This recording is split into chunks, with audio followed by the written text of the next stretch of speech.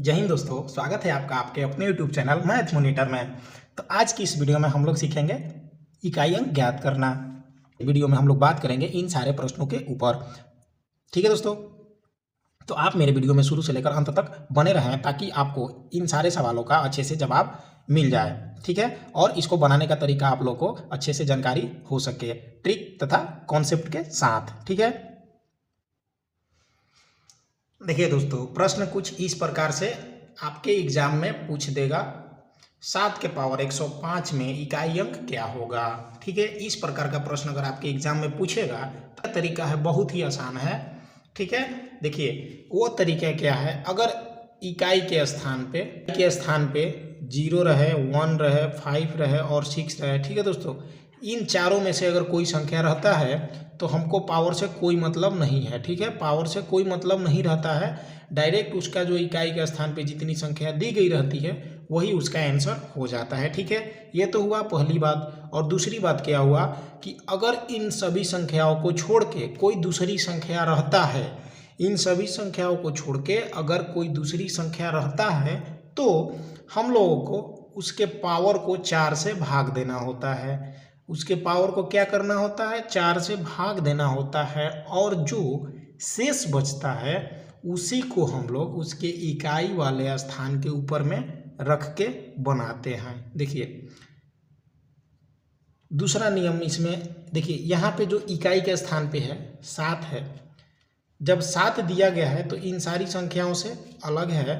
इन सारी संख्याओं में 7 इकाई के स्थान पे क्या दिया हुआ है दोस्तों, 7 दिया हुआ है। तो हम लोग क्या करेंगे, इस पावर को लेंगे, इस पावर को क्या करेंगे, 4 से भाग दे देंगे। 4 से क्या करेंगे दोस्तों, 4 से डिवाइड कर देंगे। 4 का पहाड़ा आप 2 बार पढ़िएगा, कितना होगा दोस्तों, 8 होगा। तो ये 10 में से 8 घटेगा, ये हो जाएगा 2। ठीक है दोस्तों, उतरेगा ऊपर से 5। 4 का पहाड़ा 6 बार आप पढ़िएगा तो ये हो जाएगा 24। ठीक है दोस्तों, बचा 1।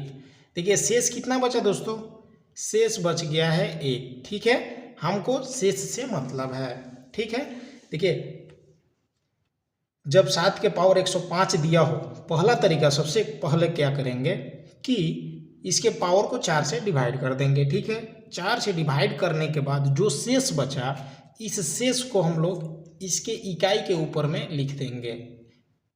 इकाई के स्थान पे क्या है, 7, 7 के पावर में क्या लिख देंगे, ये जो शेष बचा है, जो जितना भी शेष बचे उसके घात में लिख देते हैं। अब हमको इस घात से कोई मतलब नहीं है।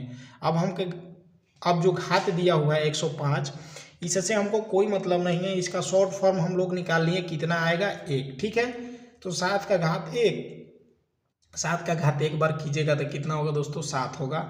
यही हो गया इसका आंसर। ठीक है, इसी प्रकार के एक और प्रश्न को लेते हैं ताकि आपको अच्छे से समझ में आ जाए। ठीक है, मान लीजिए दोस्तों इस प्रकार से प्रश्न को दे दे 3 का घात 65, तो इसका इकाई अंक ज्ञात करें। ठीक है, तो इसका इकाई अंक जो ज्ञात करने का तरीका होता है, तो हम लोग देखेंगे इकाई के स्थान पे क्या है। इकाई के स्थान पे देखेंगे कि यहाँ पे 3 है। जब 0 रहता, 1 रहता, 5 और 6 रहता तो हम लोग इसका घात से कोई मतलब नहीं रखते, घात से कोई मतलब नहीं था। लेकिन यहाँ पे इकाई के स्थान पे है 3, तो हम लोग घात को क्या करेंगे, 4 से भाग दे देंगे। घात को जब आप 4 से भाग देंगे दोस्तों, तो जो शेष बचेगा इसके ऊपर में रख देंगे। इसको छोटा फॉर्म के रूप में देखिए, इसको छोटा रूप में तोड़ेंगे।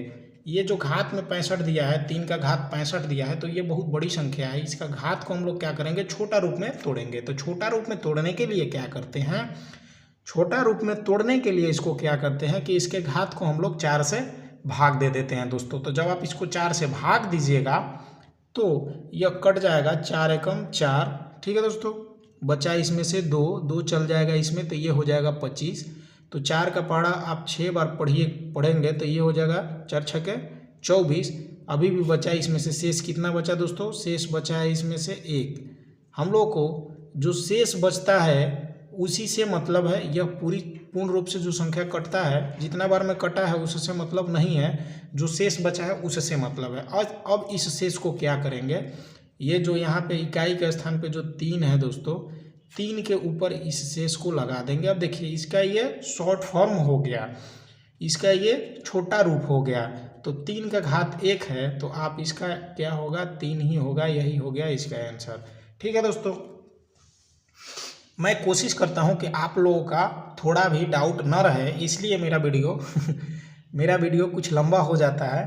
तो आप लोग इससे घबराए नहीं, वीडियो को शुरू से लेकर अंत तक देखें, ताकि आपके जो भी डाउट हों वो सारे डाउट क्लियर होते जाएं। दोस्तों देखिए, मैथ बनाने का मेन जो फंडा है, जब तक से आपका कॉन्सेप्ट क्लियर नहीं होगा तब तक से आप मैथ को अच्छे से नहीं बना पाएंगे। देखिए, मैथ को बनाने का 2 तरीका होता है। एक तो वो जो आप बनाते हैं लेकिन बनाने में आपका बहुत ज़्यादा समय लग जाता है, ठीक।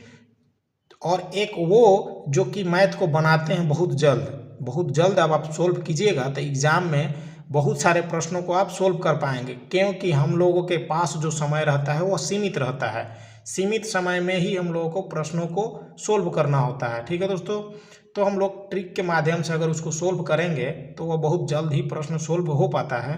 तो मैं कोशिश करता हूँ कि आप लोगों को ट्रिक के माध्यम से और कॉन्सेप्ट, जो इसका बेसिक कॉन्सेप्ट है, सबसे पहले मैं उस बेसिक कॉन्सेप्ट को क्लियर करता हूँ, तब उसके बाद मैं आप लोगों को ट्रिक बताता हूँ। तो इससे क्या होता है कि आपका जो कॉन्सेप्ट होता है वो भी क्लियर होते जाता है और आपको ट्रिक भी अच्छे से याद रहता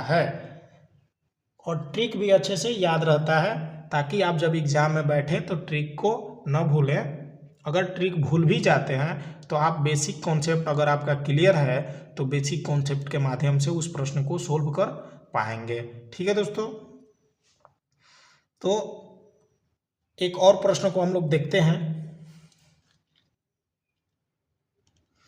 ठीक है दोस्तों, देखिए इस प्रश्न के माध्यम से मैं आप लोगों को समझाऊंगा तो आपका गुणनखंड भी क्लियर हो जाएगा और ये घात वाला जो संख्या है वो भी क्लियर हो जाएगा दोस्तों। ठीक है, तो आप इस प्रश्न को अच्छे से देखिएगा। देखिए,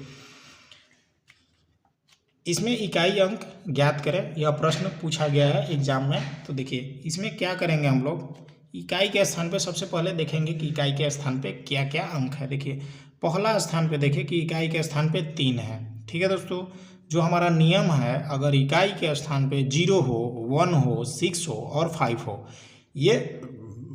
ये चारों में से अगर कोई रहता है तो हम लोगों को घात से मतलब नहीं है। घात जितना भी दिया हो उससे मतलब नहीं है, उसके इकाई के स्थान पे जो दिया रहता है वही उसका इकाई का स्थान हो जाता है, जो कहते हैं उतर जाता है। ठीक है, बाकी इन सब को छोड़ के जो भी संख्या दिया रहता है उसके हम लोग को घात से मतलब है, घात को 4 से डिवाइड करते हैं। ठीक है, तो देखिए यहाँ पे जो दिया हुआ है इकाई के स्थान पे 3 दिया हुआ है दोस्तों। तो 3 जब दिया रहता है तो हम लोग इसके घात को 65 को 4 से डिवाइड करते हैं। ठीक, जब आप इसको 4 से डिवाइड कीजिएगा तो ये हो जाएगा 4 एकम, डिवाइड करने से ये होगा 4 एकम 4, 4 छक्के 24, ये तो 25 हो गया। तो ये 16 बार में तो पूरा कटा है, लेकिन इसमें से दोस्तों एक जो बचा है वो शेष बचा हुआ है, शेष बचा हुआ है। तो उसके लिए हम लोग क्या करेंगे, 3 के घात में 1 लिख देंगे। ठीक, यहाँ तक तो आप लोगों का क्लियर हो गया। 3 के घात क्या कर देंगे, 1 कर देंगे। अब देखिए यहाँ पे देखिए इकाई के स्थान पे क्या है, 6 है दोस्तों। तो जब इकाई के स्थान पे 6 रहता है तो हमको घात से कोई मतलब नहीं है, घात कितना दिया है उससे कोई मतलब नहीं है। ये जो है ये ज्यों का त्यों उतर जाता है, तो यहाँ पे हम लोग गुणा में इसको 6 लिख देंगे दोस्तों। ठीक, क्लियर। उसके बाद अब हम क्या करेंगे, यहाँ पे भी देखेंगे तो यहाँ पे इकाई के स्थान पे क्या दिया हुआ है दोस्तों, 7 दिया हुआ है। तो इकाई के स्थान पे कितना दिया हुआ है, 7। तो हम लोग इसके घात से मतलब है, घात को क्या करेंगे दोस्तों, सॉरी यहाँ पे 71 है दोस्तों, ये 71 है, इसको हम लोग 4 से भाग देते हैं दोस्तों। ठीक, 4 से जब इसको कटाइएगा तो ये कट जाएगा, 4 एकम 4, इसमें बचा 3 चला गया, ये हो गया कितना दोस्तों, 31 हो गया। तो 4 का पढ़ा आप 7 बार पढ़िएगा तो 4 7 28 होता है, 7 बार में 28 हो गया। लेकिन यहाँ पे क्या है दोस्तों, 31 है। 28 के बाद 28, 29, 30, 31, 3। तो जो शेष बचा, शेष कितना बचा है दोस्तों, शेष बचा है 3। इसको जब आप भाग विधि से बनाइएगा, भाग दीजिएगा तो शेष 3 बचेगा। ठीक है दोस्तों, शेष कितना बचा, 3। तो हम लोग क्या करेंगे, यहाँ पे गुणा का चिन्ह है तो गुणा कर देंगे और इस 7 के घात में 3 लिख देंगे दोस्तों, 7 का पावर 3 कर देंगे। ठीक, यहाँ तक तो कोई डाउट नहीं है आप लोगों को, यहाँ तक आप क्लियर हो गया। ठीक, अब क्या करेंगे, देखिए 3 का घात 1 है तो 3 होगा, गुणा 6 कर देंगे, उसके बाद गुणा। अब देखिए 7 का घात आप 3 बार कीजिएगा तो उसका इकाई अंक क्या होगा, तो देखिए जब 7 का घात आप 3 बार कीजिएगा, 7 का घात 3 बार कीजिएगा तो 43। ठीक है, 343 हो जाएगा। तो देखिए इसमें इकाई का स्थान पे क्या है दोस्तों, इकाई के स्थान पे कितना आया है, 3 दोस्तों। ठीक है, देखिए इसी को हम लोग यहाँ पे तोड़े हैं दोस्तों, तो इसका इकाई का स्थान पे कितना आया दोस्तों, 3। ठीक है, तो हम लोग इसके इकाई के स्थान पे क्या लिख देंगे, 3 लिख देंगे दोस्तों। ठीक है, इस तरह से इसको लिख सकते हैं। ठीक, 343 यहाँ पे लिख देंगे। ठीक है, क्लियर। इसका घात करेंगे तो ये हो जाएगा 343। ठीक है, क्लियर दोस्तों, यहाँ तक तो आप लोग को कोई डाउट नहीं हुआ। आप देखिए ये पूर्ण रूप से गुणनखंड के रूप में आ गया। अब यहाँ पे किसी के पावर में घात नहीं दिया हुआ है, यह गुणनखंड के रूप में आ गया। तो अब देखिए इसको सोल्व करेंगे, इकाई के स्थान पे कितना दिया हुआ है, यहाँ पे 3, यहाँ पे 6 और यहाँ पे इकाई के स्थान पे कितना दिया हुआ दोस्तों, 3 दिया हुआ है दोस्तों। ठीक, यहाँ पे इकाई के स्थान पे क्या दिया है, 3। तो हम लोग को पता है कि इकाई के स्थान वाले को इसमें गुणा करेंगे, तो 6 में 3 से गुणा कीजिएगा दोस्तों, कितना होगा, 18। ठीक है, अब इसमें इकाई अंक कितना हुआ, 8। अब इस 8 को हम लोग इसके इकाई अंक में गुणा करेंगे। 8 3 24, 8 3 कितना होता है दोस्तों, 24। ठीक है, ये आ गया 24। अब देखिए इसमें इकाई के स्थान पे क्या आया दोस्तों, 4। इकाई के स्थान पे 4 आया है, यही हो गया इसका आंसर। ठीक है दोस्तों, आप अच्छे से समझ गए तो आप हमें कमेंट में यह ज़रूर लिखें कि आपको यह समझ में आया कि नहीं। अगर जिस चीज़ को समझ में आया वह यस लिखें तथा लाइक कर दें। बाकी जो बचा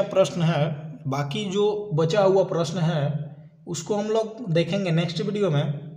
तो आज के वीडियो में बस इतना ही, तब तक के लिए जय हिंद,